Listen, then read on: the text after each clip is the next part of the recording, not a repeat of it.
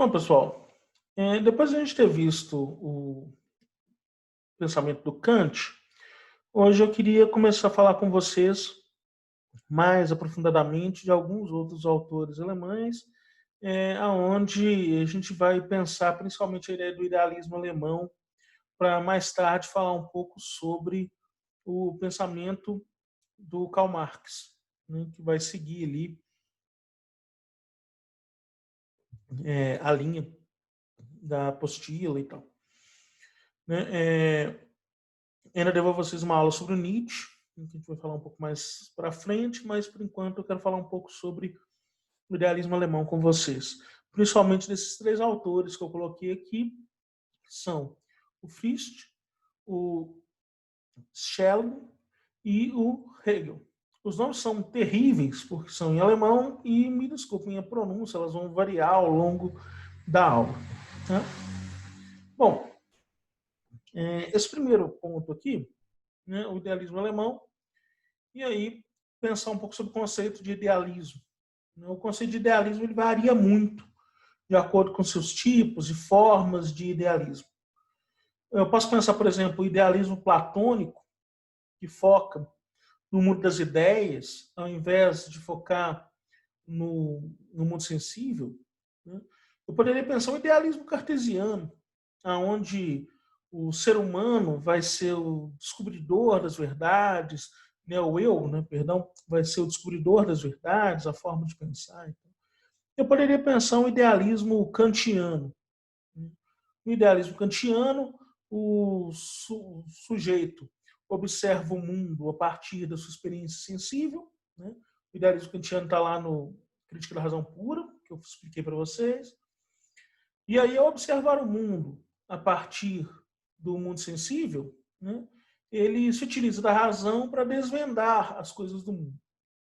Portanto, na visão kantiana, não haveria, né, as coisas do mundo, exceto pela observação do sujeito. Né? Aliás, para o Kant, não haveria forma outra de interpretar a priori a existência das coisas no mundo não fosse, em primeiro lugar, pela capacidade do homem de observá-los. Então, isso é importante. O ser humano, né, a capacidade de observação do ser humano, a capacidade sensível do ser humano, é o que garante, na visão do Kant, a, a formulação de ideias a priori sobre os objetos. Eu poderia ter ideias a posteriori, na medida em que eu compare os objetos ou que eu realinhe esses objetos com outras funções, mas uma função a priori eu só poderia obter a partir da observação do mundo sensível. Portanto, o homem é responsável pela criação de todas as perspectivas a priori em relação aos objetos. Esse é um ponto relevante. O idealismo portanto, quando o sujeito tem um papel mais determinante do que o objeto no processo do conhecimento. O sujeito pensante tem um papel mais importante que o objeto na formulação do conhecimento. Ora, Platão, eu desconfio do mundo sensível, eu confio no mundo das ideias. O mundo das ideias são as ideias humanas. Portanto, a nossa capacidade de pensar por meio da dialética nos conduz até os conceitos. Mas os objetos que nós observamos no mundo são, de certa feita, transitórios, irrelevantes, são enganosos, são, de fato, distorções dos conceitos originais. E talvez o melhor conhecimento seja obtido simplesmente quando descartamos os nossos cinco sentidos e não observamos objeto algum. Usamos pura e simplesmente nossa razão. Portanto, a matemática é o maior de todos os conhecimentos. Platão. Descartes. O homem, o eu, perdão, é o sujeito produtor do conhecimento. Porque, afinal de contas, eu penso, logo existo. Aquilo o que o Descartes conseguiu pensar primeiro foi a existência do eu. Sem a existência do eu, é impossível que haja o próprio conhecimento. Portanto, o eu pensante, o eu que duvida, é mais importante do que os objetos que ele observa, do que o conhecimento que ele deduz. Porque, afinal de contas, todos esses dependem do eu para existir. Idealismo. Kant. Os seres humanos se utilizam da razão. E é a razão que nos permite, de certo modo, chegarmos até aonde podemos obter conhecimento. O conhecimento verdadeiro só se dá a partir da proximidade entre o pensamento racional e a observação do mundo. Sem que o homem observasse o mundo, portanto, não haveria conhecimento algum. Mas para que os objetos do mundo existam enquanto conceitos, é preciso que, antes de mais nada, o homem os observe e aplique sobre eles o conhecimento da razão, o método racional. Portanto, o objeto observado tem menos importância do que o sujeito que observa. Porque o homem é dotado da racionalidade. E sem a racionalidade, aquele objeto não adquiriria sentido algum. Porque, afinal de contas, um livro, em meio a vários outros, não teria sentido algum não fossem os homens que, de certo modo, tornaram aqueles livros, tornaram o conjunto deles uma biblioteca e tornaram a posição daqueles livros de determinada maneira, X ou Y. Né? Ora, um animal não teria sentido algum se não fosse a interpretação do homem acerca da existência daqueles animais. Portanto, o homem, né, tem mais... ele existe a priori. Né? O homem ele tem mais força diante do objeto. Então, o idealismo é isso. Sempre que eu coloco o sujeito na frente, em destaque em relação aos objetos. A busca por um sistema unificador do real. Isso é um outro pensamento ideológico, onde eu tento, de certo modo, conjugar toda essa forma de conhecer através de uma ideia de unificação desse real. O Kant tentou fazer isso, através lá do imperativo categórico, uma verdade que se aplicasse a todas as épocas, a todos os tempos.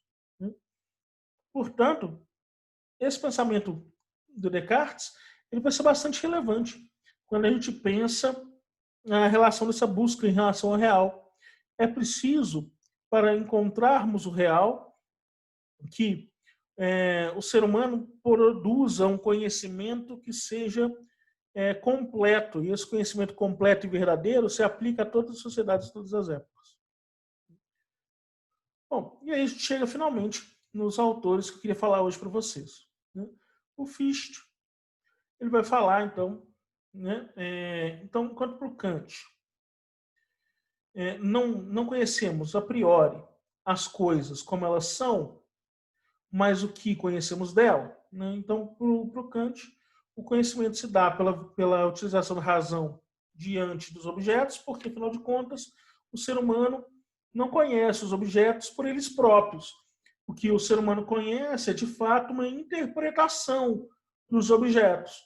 Uma interpretação que o ser humano faz desses objetos em relação ao mundo, utilizando-se da sua capacidade racional. Para o Kant, o eu, como princípio da consciência, resultando entre o mundo sensível, resultante entre o mundo sensível e a razão.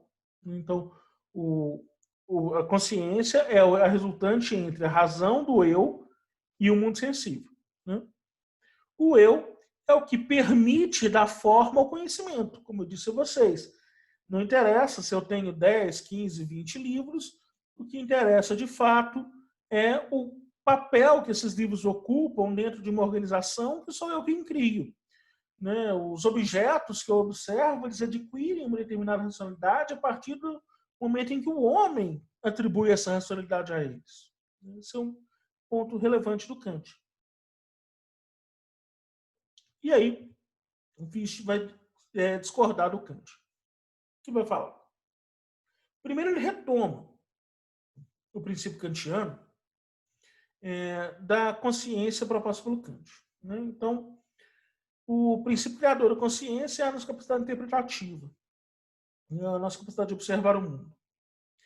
Transforma o princípio da consciência do Kant em um princípio de construção da própria realidade. Então, perceba, para o Kant pode até existir o real, mas o homem não é um real externo ao ser humano. Porém, o homem só consegue compreender o real na medida que ele se apropria do real. O homem só consegue compreender os objetos do mundo a partir do momento que eles se apropriam dele, que eles se apropriam deles. Né? Quando o ser humano interpreta o mundo, ele consegue encontrar esses objetos. Ele dá sentido a esses objetos. Agora, para o Fichte, ele transforma esse princípio kantiano na construção da própria realidade. Enquanto para o Kant pode haver uma realidade, só que ela é externa ao homem, porque é metafísica, né? Ela é externa ao homem e, portanto, não lhe afeta os cinco sentidos, a única realidade possível para o ser humano compreender é aquela que afeta os seus cinco sentidos, sobre o qual ele aplica o dom da razão. Para esse autor, né, para o Fichte, ele vai dizer que não, é a própria realidade, produto da interpretação humana. Pois sem interpretação humana não há real. O homem é aquele que produz a realidade. A realidade objetiva é um produto do espírito humano, do uso da nossa razão. Só existe realidade objetiva porque o homem a constrói. Se o homem não a construísse, não haveria. A realidade é produto do próprio homem. Nesse sentido, ele diferencia o eu do não eu. Beleza. Né? O que é o eu? O eu é o eu pensante, o eu que interpreta a realidade. E o que é o não eu? Ora, o não eu é tudo que é externo ao eu. Tudo que é externo ao eu, mas que foi criado por ele, porque tudo é criado por ele, pois, afinal de contas, não é a realidade fora do mundo do eu. O eu é aquele que transforma tudo em realidade através da sua interpretação. Então, perceba como é uma forma de exponenciar o pensamento kantiano. Portanto, isso contraria Kant, porque diz: Kant está incompleto. Ele não percebeu que, de fato, o ser humano não é pura e simplesmente observador do mundo real, intérprete dele, que produz conhecimento sensível. O ser humano é o próprio criador da realidade. Perceba como é forte esse tipo de pensamento. O ser humano é o próprio criador da realidade. Bom, o segundo cara que eu quero falar para vocês hoje é o Schillinger. Esse cara vai falar o seguinte: como se dá a existência do mundo real das coisas a partir da existência do eu? Essa é a principal pergunta que ele vai tentar responder. Como é que se dá a construção do real? Se o real é realmente uma construção que parte do eu, se o eu constrói o real, como que esse real existe no mundo a partir dessa construção do eu? Essa é a dúvida dele. Então ele discorda do Fichte. Ele vai dizer que o não eu, ou seja, tudo aquilo que é externo ao eu, não é criado exclusivamente pelo eu, sujeito criador. O eu, indivíduo criador. E aí está a loucura maior. Né? Ele vira e fala assim: existe um único princípio externo ao eu que organiza o não eu.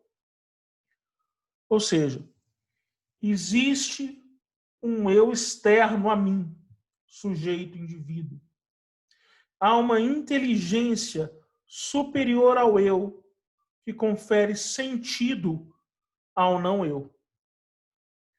O eu, ele só percebe esse sentido construído por essa inteligência superior.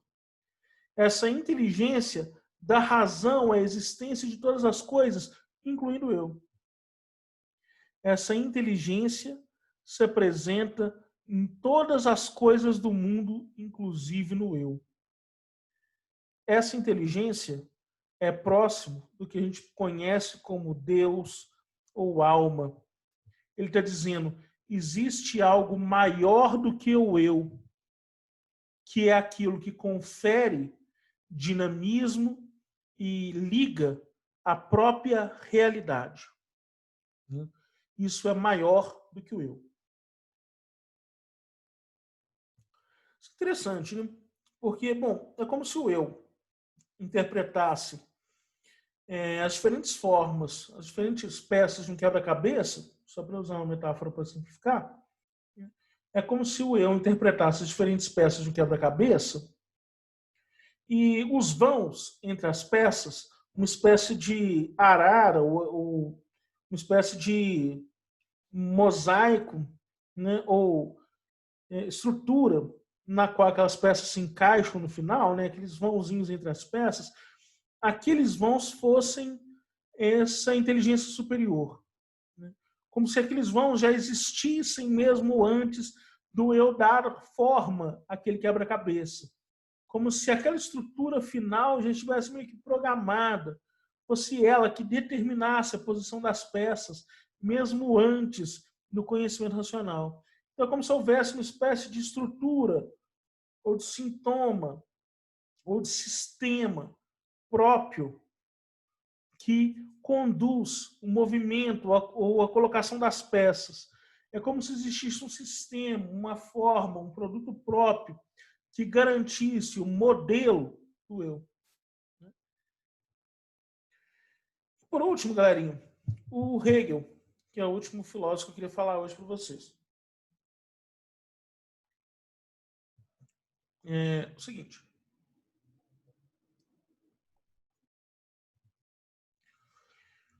O Hegel vai ter um pensamento dialético. Essa é a parte mais chatinha, mais complicadinha dele, mas que vale bastante a pena a gente pegar e tentar entender mais profundamente. A dialética do Hegel. Se a história se transforma, a verdade também se transforma com o passar do tempo. Então perceba, enquanto Kant estava buscando uma verdade universal, que pudesse ser verdade para todos os tempos, enquanto vários filósofos diziam sobre a inevitabilidade da verdade, sobre o fato de que a verdade não se altera, e por aí vai, o Hegel vai dizer assim, não, a verdade muda, porque a verdade é uma construção humana. A verdade é uma construção das relações humanas. A própria ideia de verdade é uma ideia humana. E se os homens mudam com o passar do tempo, se a história se transforma, a verdade também se transforma. Não só porque os sujeitos são outros, mas porque a interpretação sobre o objeto é outra. Um exemplo que eu sempre costumo dar, quando a gente olha isso, poderia ser daquela estátua de dois amantes se beijando, um marinheiro e uma enfermeira. Aquela estátua foi colocada nos Estados Unidos como símbolo de um amor verdadeiro. Ela foi baseada numa foto tirada por um jornalista na época, salvo engano, da Segunda Guerra Mundial, quando um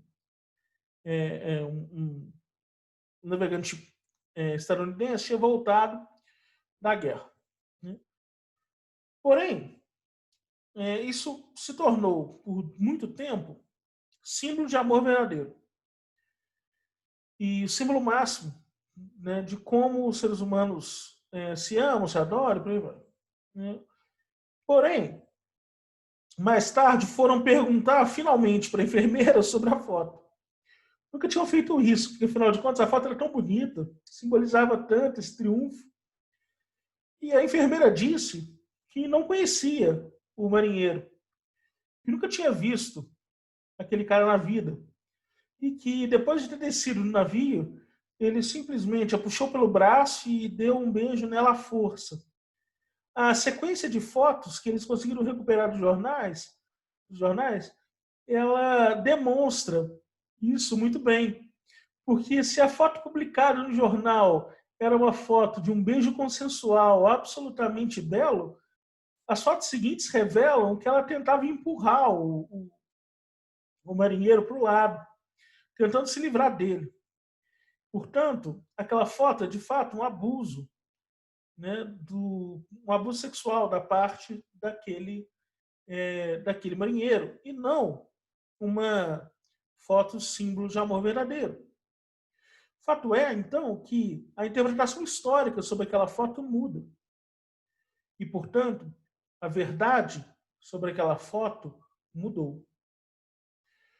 Da mesma forma, a gente pode interpretar fenômenos contemporâneos, como a derrubada das estátuas dos conquistadores nos Estados Unidos e no Brasil. Antigos escravocratas, estupradores de indígenas no Brasil, e aí a população derruba aquelas estátuas como símbolo de que a história foi reescrita, foi reinterpretada.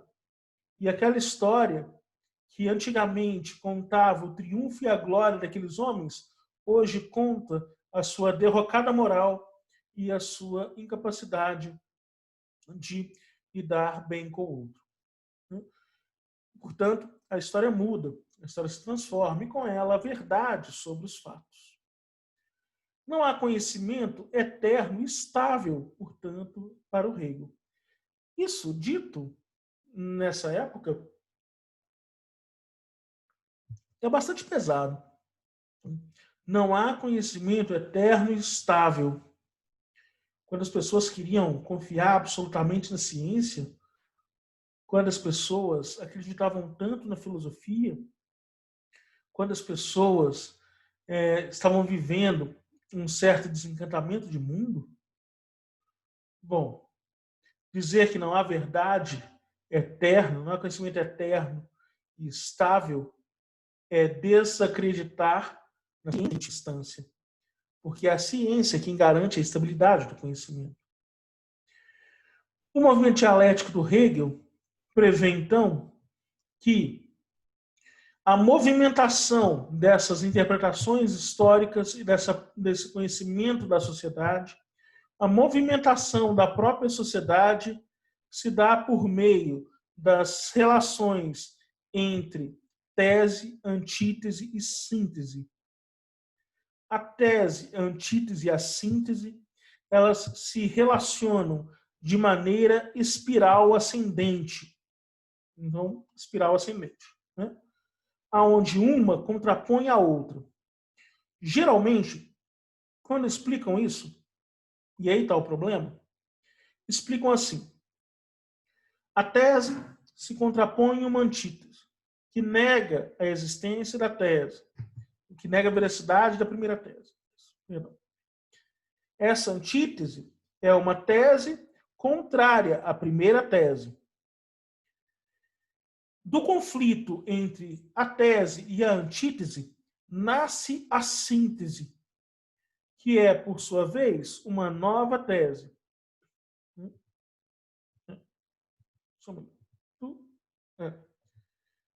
Do conflito entre a tese e a antítese, nasceria a síntese, que é, por sua vez, uma nova tese.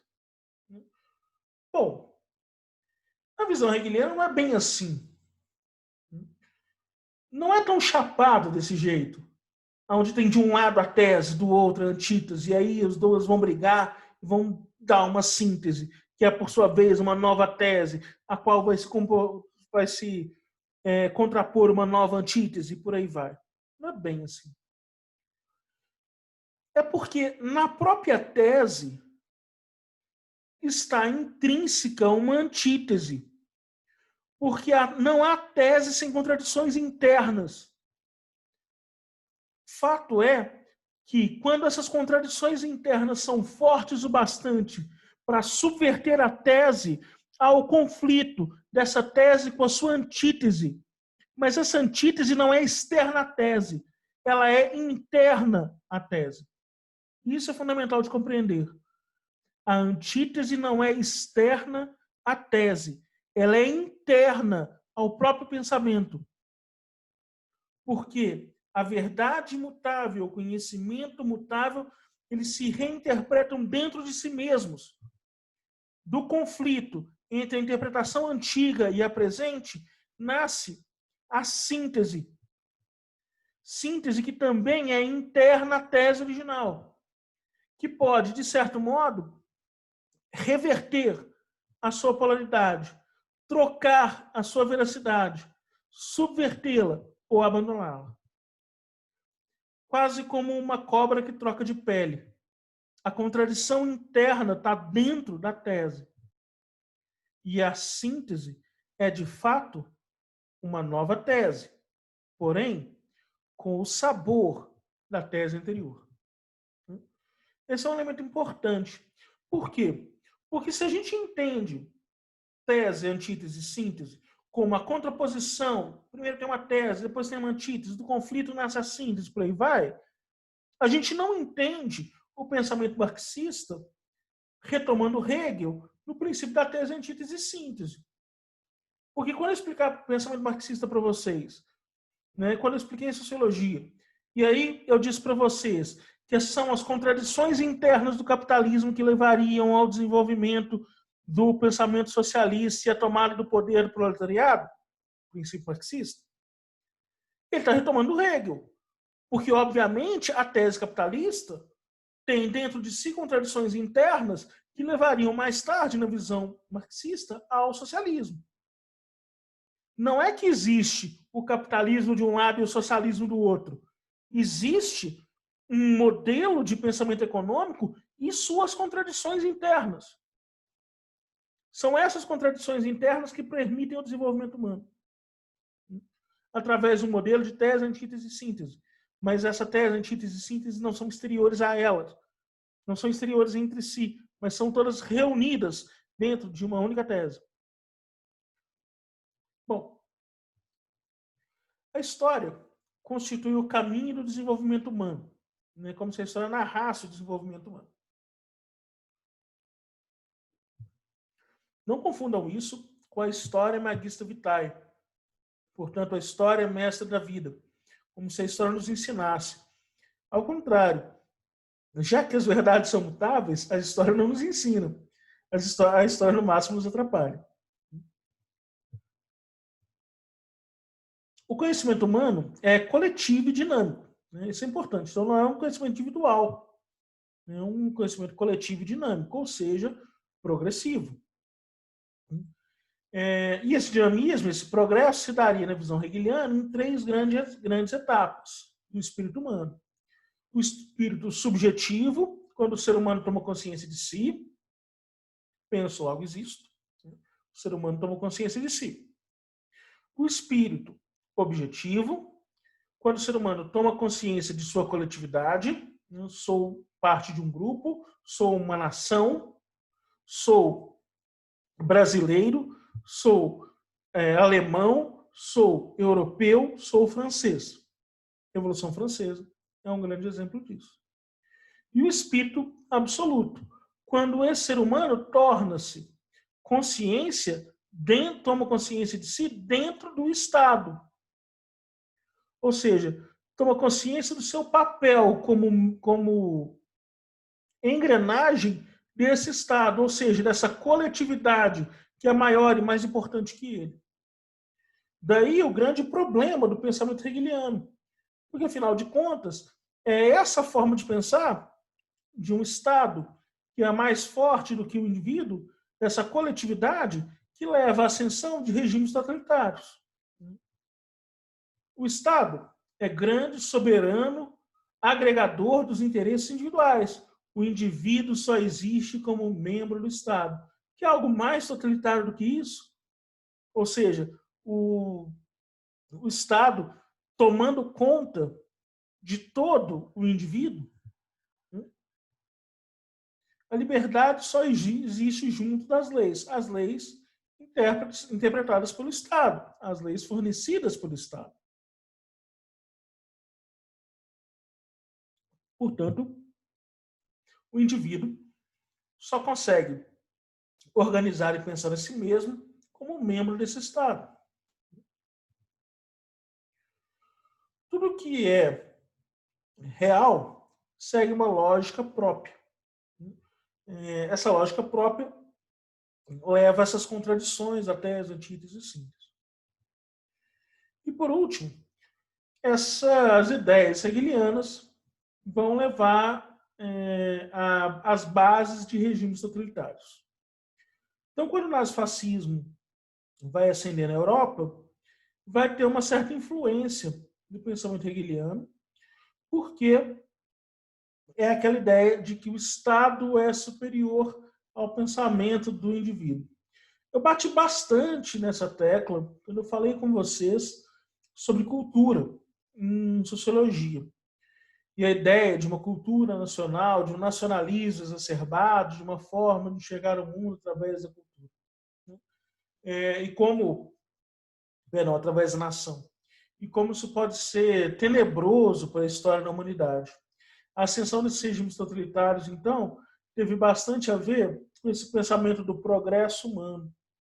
E a própria necessidade ou tentativa de desenvolver cada vez mais rápido esse progresso. Em nome do Estado, podia-se fazer qualquer coisa. Se levarmos em última instância o pensamento do Hegel acerca do indivíduo, é como se a opinião do indivíduo pouco importasse. O que importa de fato é a forma como o Estado age, é o papel daquele indivíduo enquanto cidadão. O que importa de verdade é o que aquele cidadão pode fazer para contribuir com o Estado. Não é o que o Estado pode fazer para contribuir com o cidadão. Então, esse foi o pensamento que eu queria passar para vocês hoje do Hegel, né? E aí a gente vai continuar nas próximas aulas, retomando lá os princípios e pensamentos marxistas, para a gente conseguir desenvolver a matéria até o final. Galerinha, um grande abraço e até mais, povo. Juízo